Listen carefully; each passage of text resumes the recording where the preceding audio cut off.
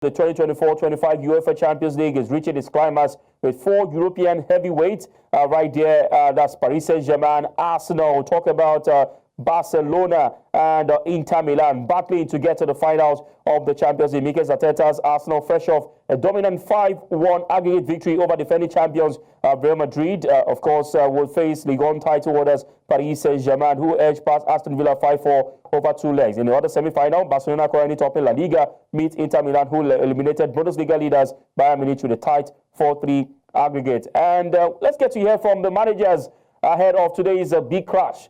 UEFA Champions League semi-final. The circumstances that we had this season and how we have overcome a lot of issues and challenges and the fact that the team is here as one of the 4 best teams in Europe, it tells about the mindset, the spirit, and how much we really want it. So, yeah, we are making history. It's a beautiful story right now, but we want much more.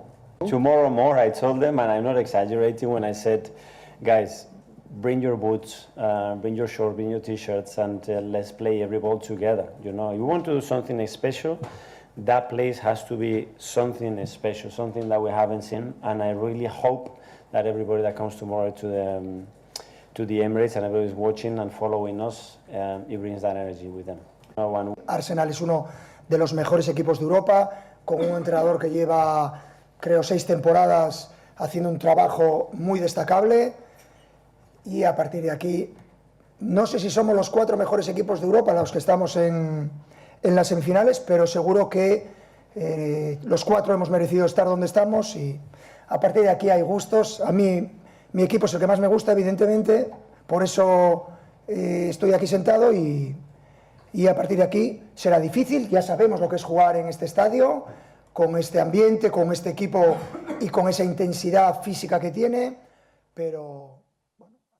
All right, Dr. Adibari, the Champions League semi-final first leg clash, Arsenal against Manchester City. Arsenal have never lost against PSG. First faced off in Cup Winners' Cup in 1994 and draws in 2016 meetings. What are both teams' chances? Where do you think the game will be won tonight?